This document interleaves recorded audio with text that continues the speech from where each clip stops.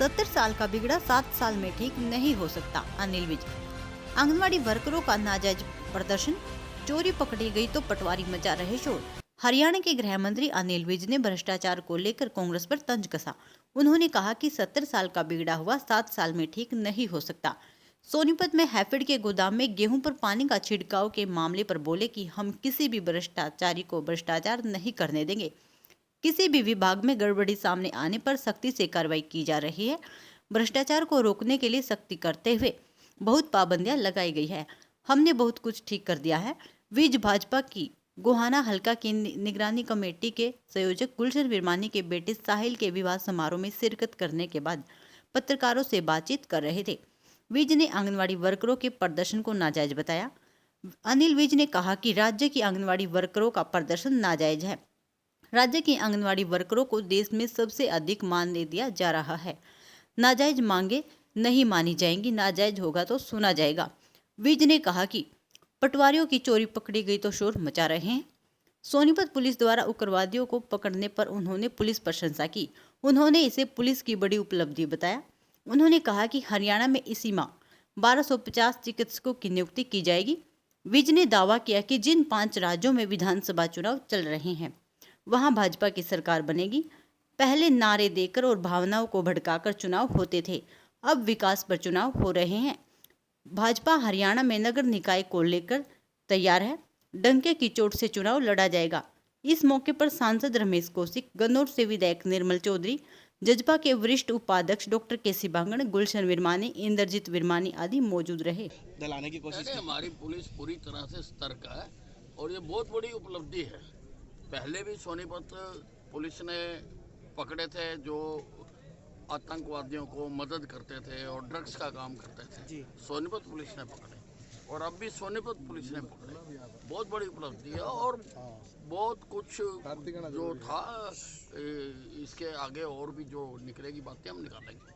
Sir, CM flying red मारी है कल हैफेड गोदाम में, कई अधिकारियों के नाम सामने आए हैं, 3 कर्मचारी मिले हैं पानी। तो हम किसी को भ्रष्टाचार करने नहीं देंगे। हम पूरी तरह से सभी विभागों में कार्रवाई कर रहे हैं। हालांकि मानते हैं कि 70 साल का बिगड़ा हुआ 7 साल में एकदम ठीक नहीं हो सकता, लेकिन हमने बहुत पाबंदियां लगाई हैं और बहुत सख्ती कर रहे हैं। दिग्विजय चौटाला सर, दुष्यंत चौटाला 2024 में मुख्यमंत्री बनाने की बात बोल रहे हैं। देखिए, अब उनकी अपनी पार्टी है, उनको अपना सोचने का अधिकार है। आप एक 70 साल की और 7 साल का कंपेयर कर रहे हैं। सबसे ज़्यादा भ्रष्टाचार इन दिनों जो देख रहे हैं लगातार रोज ही सामने आ रहे हैं, तो उसको पिछली सरकारों को कब तक जिम्मेदार ठहराएंगे? नहीं, मैं जिम्मेवार नहीं ठहरा रहा। मैं ये कह रहा हूँ कि हम ठीक कर रहे हैं। हमने बहुत कुछ ठीक कर दिया, लेकिन 70 साल का बिगड़ा हुआ 7 साल में पूरा ठीक नहीं हो सकता। डॉक्टरों की कमी है मेडिकल विभाग में, डॉक्टरों की काफी कमी है मेडिकल। डॉक्टरों की 1250 की भर्ती की प्रक्रिया चल रही है और लगभग इस माह में पूरी हो जाएगी और उसके बाद एक भी सीट खाली नहीं रहेगी सारे हरियाणा। सर, मेडिकल कॉलेज में कई साल से स्थायी डायरेक्टर नहीं लगाया गया है, क्या समस्या है सर? वो कोर्ट का मामला है, हम उसको हल करने की कोशिश कर रहे हैं। सर, 5 राज्य में चुनाव चल रहे हैं, 5 में भारतीय जनता पार्टी जीतेगी।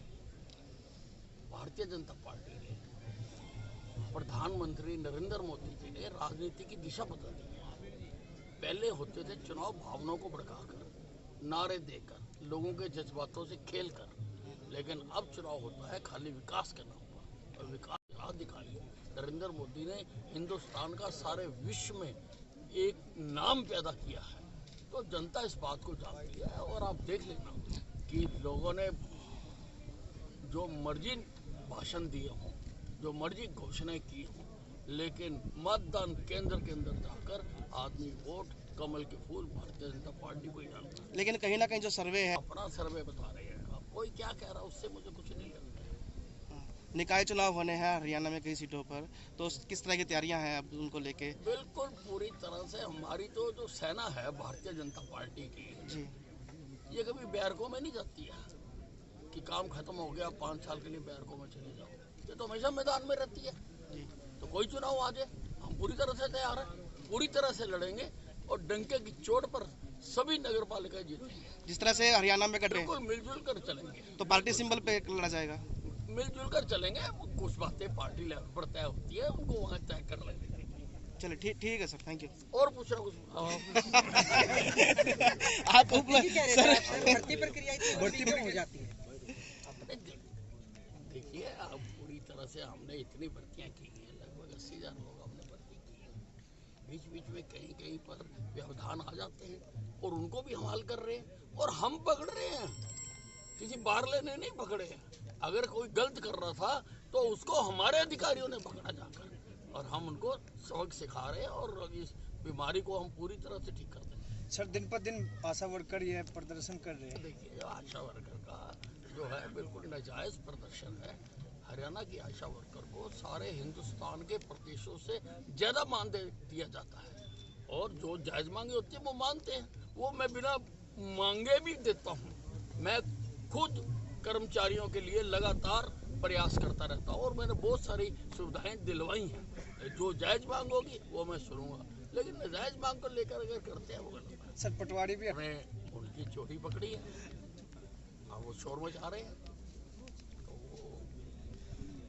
उसका जो है कार्रवाई तो सरकार जरूर करेगी। लेकिन विपक्ष तो कह रहा है कि तो छोटे अधिकारी हैं, इससे जो बड़े अधिकारी हैं तहसील लेवल पे उन पे वो भी बड़े का कुछ नहीं रखा गया, जो जो शामिल है सभी को उसमें जांच में शामिल किया गया। चलिए ठीक है सर।